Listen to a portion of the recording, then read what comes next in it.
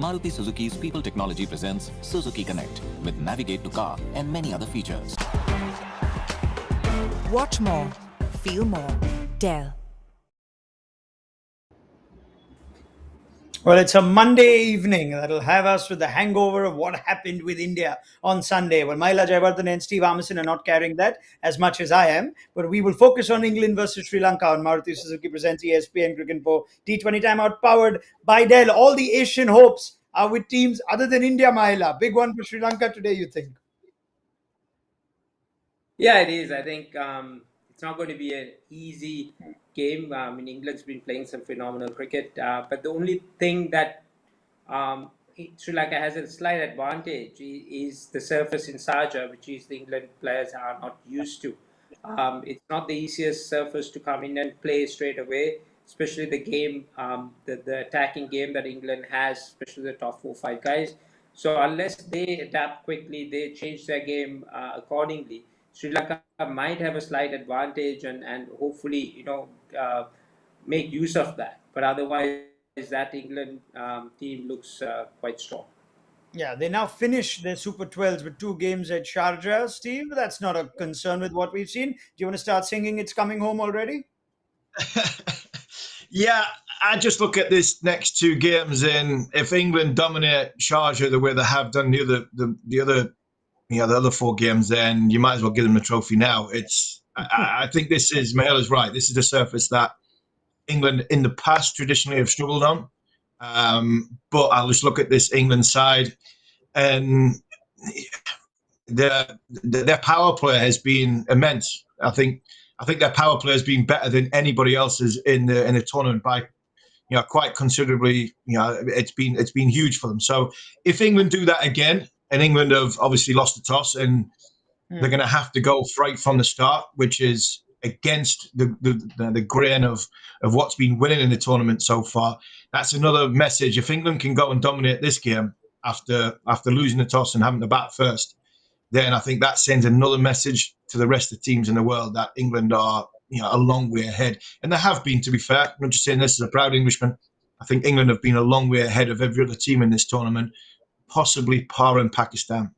Yeah, I think that's a big call, isn't it? The tosses we've seen are important. Mahela, Pakistan, England, they've been brilliant, but they've also won their tosses. Today, England come to Sharjah, not as significant as Dubai from what we've seen, but Sri Lanka would welcome this for a batting order at the top that wasn't quite sure how to go about batting first. This is a welcome toss win for them. Yeah, it is definitely. I think they're very settled when they bowl first and chasing. We saw them chasing a big total against Bangladesh as well. Bangladesh was a tricky opponent. They had some good spinners. So I think Sri Lanka would wanted to chase. I mean, this is a big game for them. Given how things have gone, they'll be very disappointed how things went against South Africa. They probably should have won that game. It's just that last over. Put them in a bad situation. But for Sri Lanka to even think that top 2 positions and get to that semi-final, this is the game. I mean, they need to somehow find a way to break this England dominance.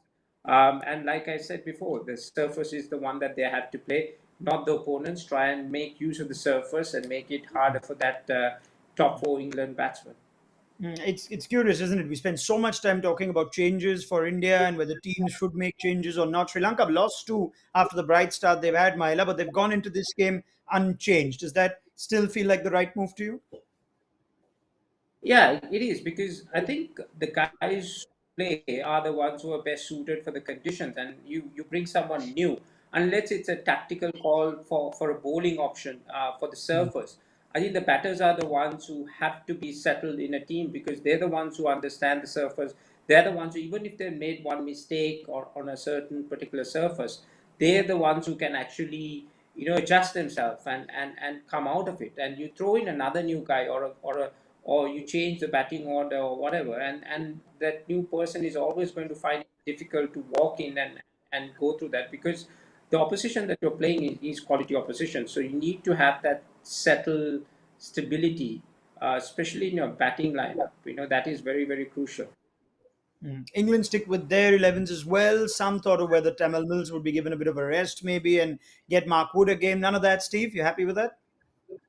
No, I think that would be the only thing I would look at. Is I think they've got a formula that's working now. The left armour is a good option for England. Pearce is huge. It is very, very key in that middle period of breaking a partnership. And if you hit the deck hard, which Mills and obviously Mark Wood does, I think that would be the only avenue I would have explored. But if Tyrone Mills is fit and he's strong and he feels as though he can keep going, then I don't see any reason for England to change. Didn't bowl Moeen Ali in the last game, and he's England's best bowler for 2 games before that. So England have got that up their sleeve as their 6th bowler. And in Sharjah, the wicket that Mahela was talking about, when it is slow and low and the spinners are going to come more into it, England have got options. And for me, it's all about the power play. The power play is huge. If England have a good power play in the first innings of the game, it'll be huge advantage in England's favour. Yeah, let's talk about a key matchup in that power play then, because you can't wait for it now. England's power hitting top order against Sri Lanka's bowling that has shown its moments. Dushmantha Chamira leads this attack, Mahela. What we've seen of him is a bowler with immense talent, potential. I thought that last game was his best game, but somehow it doesn't seem to come in the form of a 4-over performance. Chamira looks outstanding 2 overs, sometimes 3. He was guilty of some poor lengths against Australia. Where do you see his game at the moment? Is he someone who's suited to lead this attack? And what are you expecting from him today? I think he's the most experienced fast bowler. He's been around for a while. He played with Lasith Malinga in the um, last years of Lasith, and he's learned the trade from him as well. Unfortunately, he had a couple of serious injuries where he, took some time for him to come back. But he's found his pace, he's found his rhythm, he's got some good variations. Um, he's the one who's going to control things. I mean, that's where the key battle is going to be. If England take him down, then it's going to be a problem for Sri Lanka. But if he holds his fort and like what you saw in the last game as well, where he's the one who came and picked those early wickets, got Quinton de Kock. So he's a key man for Sri Lanka and Wanindu Hasaranga. These are the 2 bowlers that Sri Lanka rallies around. And if they can punch a few holes in that England top order, get some early wickets, the England middle order hasn't been challenged, and especially on this Sharjah surface, it's easy for any new batsman to come in and get going. So it will be a good challenge for England. But I still say that the skill set that England has from number 1 to number 7, 8. I mean, Moeen Ali is down to bat at number 7. Is a lot of skill out there. So it's going to be harder, but the surface is the one that Sri Lanka will try and make use of and try and create that pressure against that England lineup. Yeah, it makes for a great conversation with the two of you, which we'll have now in detail about how you make plans when you come up against England's batting, which I'm sure Sri Lanka would have spent some time on. We've spoken of Chamira. He actually does all right at the death, so he has a responsibility in the power play as well as the death. You look at numbers for economy rates at the death, and Chamira at 6.5 actually has the best of them. Now, you can make what you want of T20I bilateral cricket in the last 2 years, including in COVID years, but they're good numbers. Hasaranga, he's got good numbers too, just after Tabraiz Shamshi. When it comes to the impactful bowlers that we've seen in T20I cricket, he's managed the most wickets in 2021. So Wanindu Hasaranga, as Mahela says, is your second strike bowler. Now, Steve, you know what the English top order has to offer. How do you bowl to them? They made light work of Stark, of Cummins in his last game. How do you to that English top order? The answer is very, very difficult, and it's when you've got a player of not just Josh Butler, but Jason Roy going as they do.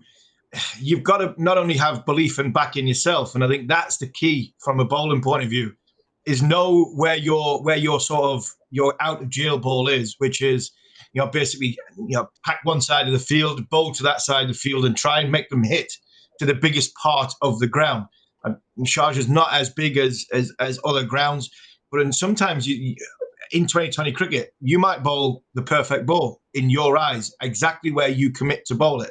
The top of your mark, I'm hitting a length, I'm hitting a Yorker, I'm looking to go wide. You can nail it, but unfortunately, once you let go of that ball, the game is it's in the land of unknown, because the guy at the other end might just be having one of his good day out and he belts you for 6 and 4. And I think that's the thing from an English point of view.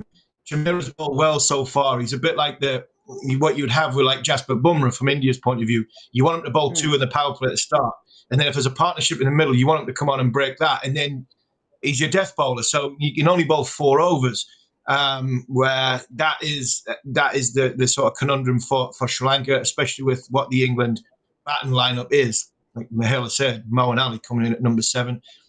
For me, it's a psychological fact with England. England have got a huge psychological fact that if Joss Butler gets in, if Jason Roy gets in, and all of a sudden Sri Lanka then just take a step back. Not just Sri Lanka, everybody in the world. It's like, I can joke about it. It's like me and the England bowlers going to Sri Lanka and bowling at Kumar or Mahela. They get to 20 or they get to 15, and you're thinking they're going to have to make a mistake to get out here. They're going to. We've not so much we haven't got a chance, but then it's up to them to make the mistake. And I think that is the psychological fact that England possess in this tournament. That if England have a power play where they only lose 1 wicket and maybe get 45 runs, the opposition bowlers are going, the shoulders are slumped, the body language in the field is like, here we go. These are the best team in the world. And I think that is something that Sri Lanka have to deal with, or teams against England have to deal with. Okay, let me put Coach Mahela on the spot. Then you know what Joss Butler can do. So what's the power play plan to him? Is it a matchup? Is it a type of bowler? Or is it just a bowling plan with the field? Mahela, Joss Butler and Jason Roy? Well, I think it's a combination of both. I think the ball coming back into him is something that is always he's going to be a bit vulnerable. You can't give him width. He is always going to paddle the ball if you have the short fine. But I don't mind him trying to paddle on this surface because the ball is going to keep low. So Sri Lanka has to block those boundaries on the square leg and probably the straight boundaries, whereas he's quite good at accessing, especially on a surface like that. So try and protect those boundaries and let him play through the offside because the pace is not going to be consistent on this surface and the bounce. So therefore, let him try and hit through the offside, but block his strength and bowl nice and straight to him. And if he plays good shots, good on him. But Sri Lanka has to make sure that they don't give him easy boundaries. So is the plan to start with all-out pace then with Kumara and Chamira? Would Karunaratne get an over Mahela, or is there going to be a lot of spin in this power play with Thikshana or Hasaranga? No, I think they will go with a mixed bag. I think you can't probably bowl back-to-back overs for guys like Josh Butler and Jason Roy. They tend to attack at that course. So Sri Lanka has to take pace off. They'll bowl the spinners and the pace in tandem, like that they have done throughout this competition, especially in Sharjah. They've sometimes bowled all 5 bowlers in that power play so that the batsmen don't get used to that rhythm. So they will make use of all the options. Hasaranga is a good option against both Jason Roy and Butler. And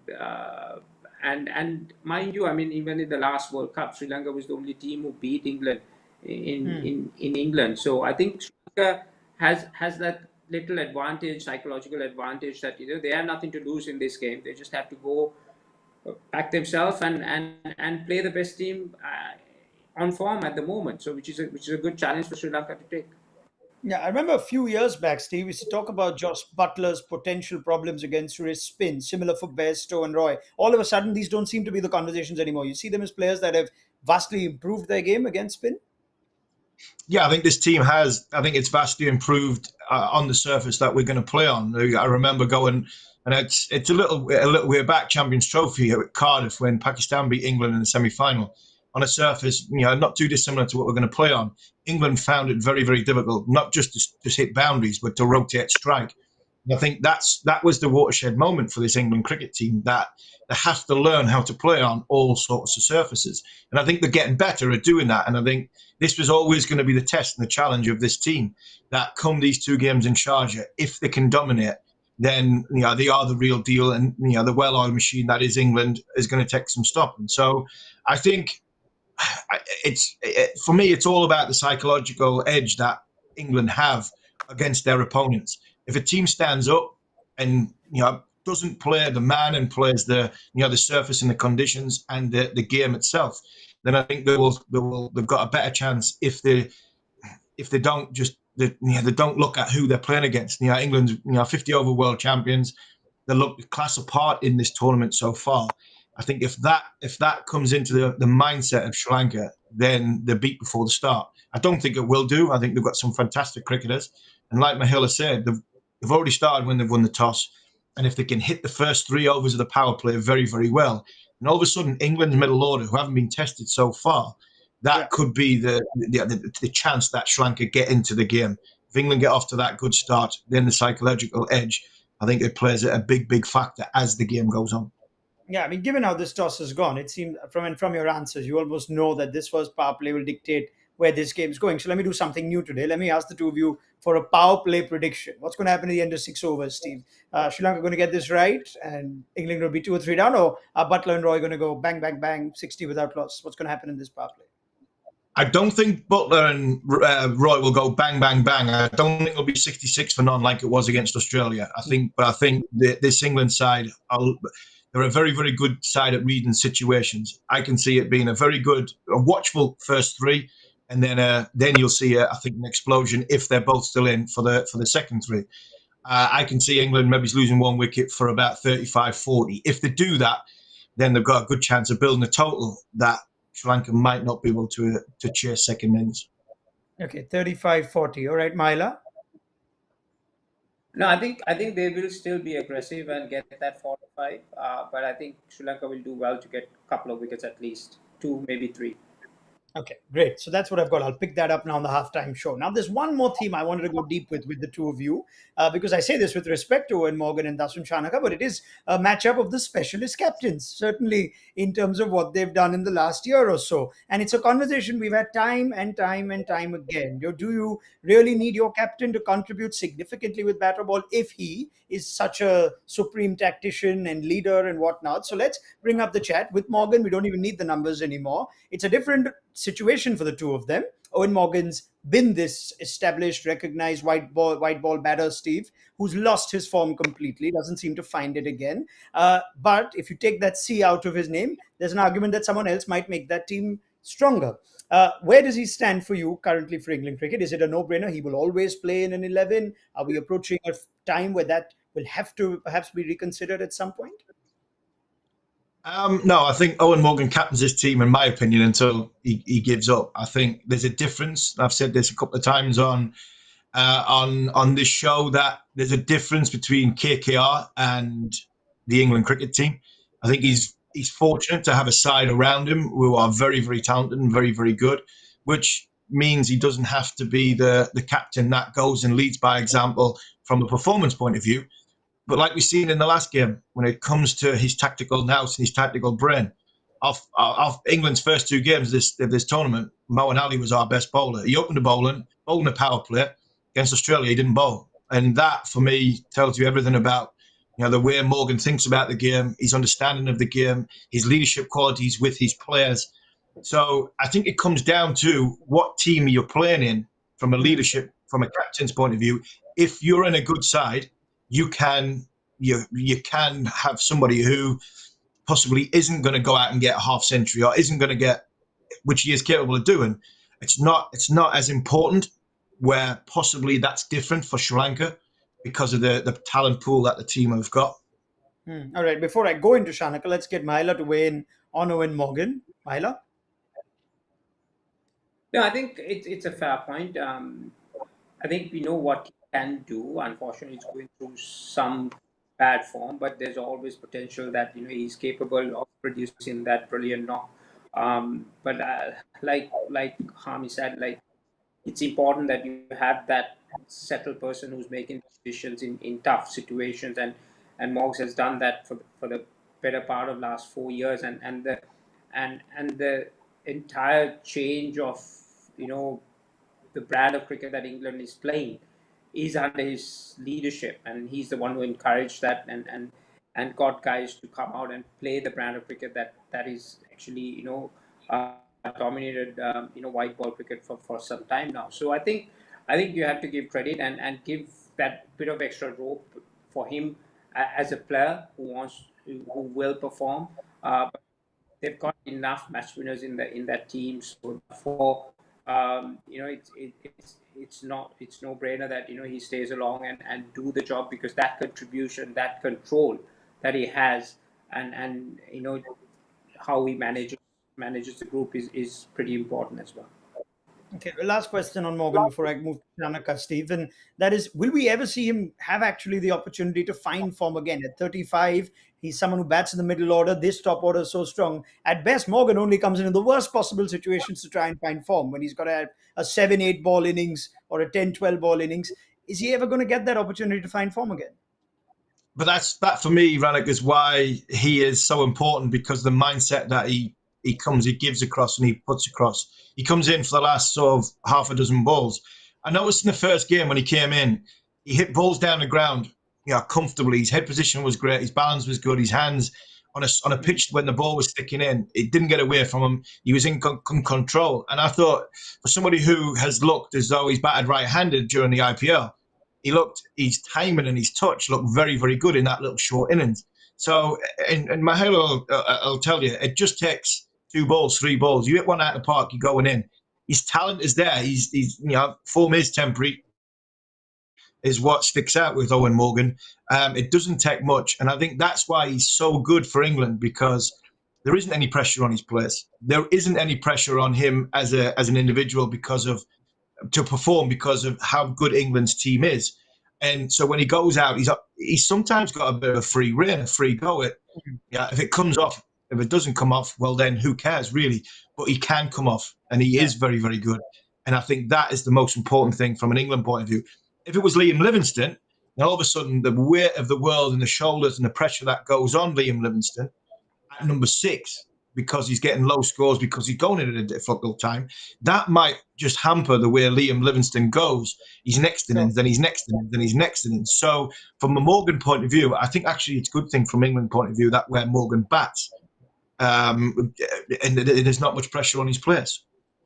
All right, fine, fair enough. Owen Morgan can afford to be in an underwhelming performer with bat in this England team, you could say. What about Dasun Shanaka in this Sri Lankan team, Mahela? We know his role.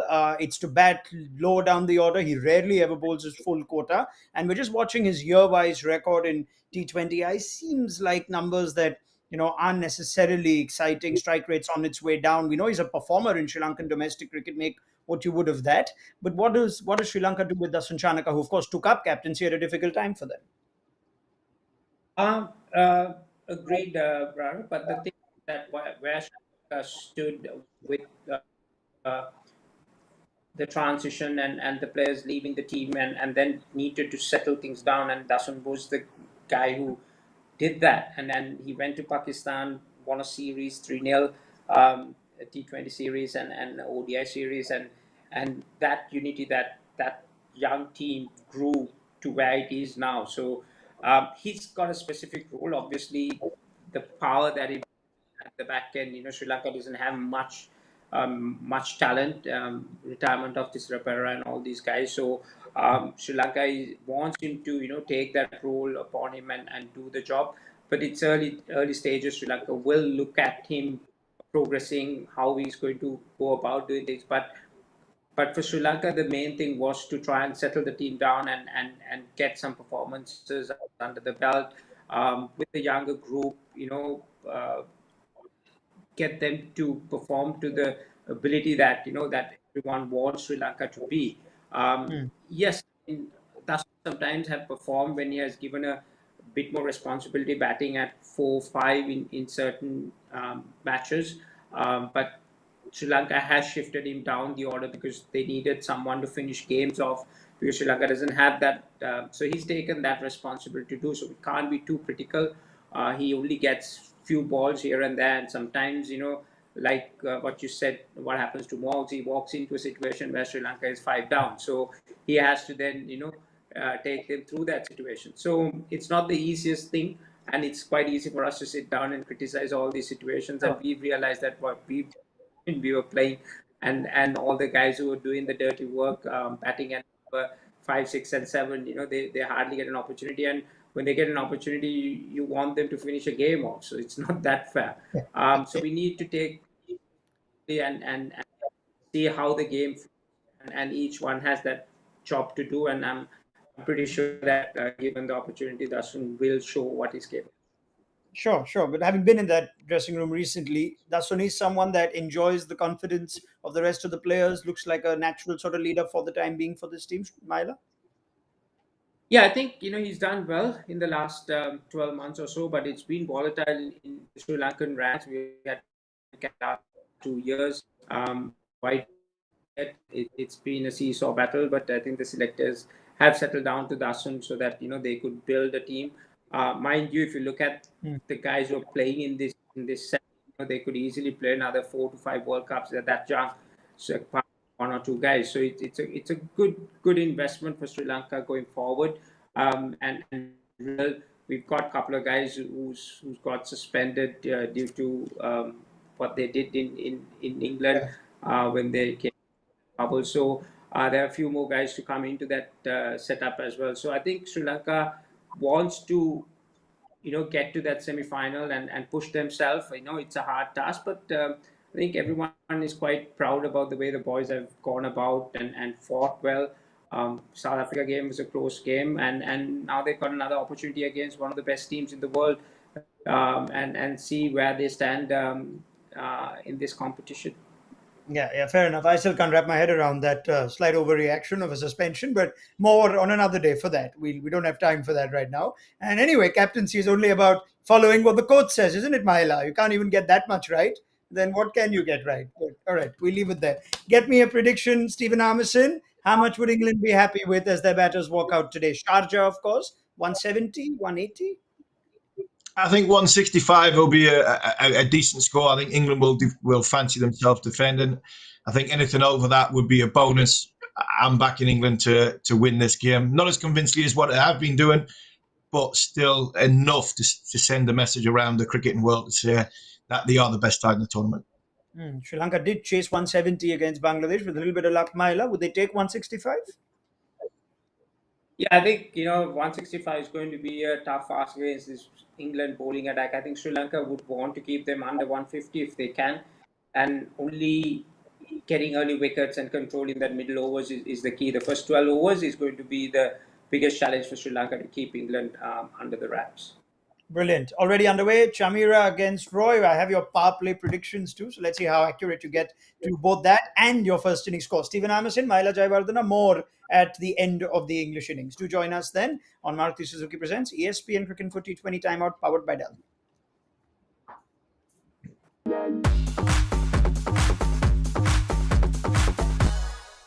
Maruti Suzuki's People Technology presents Suzuki Connect with Navigate to Car and many other features.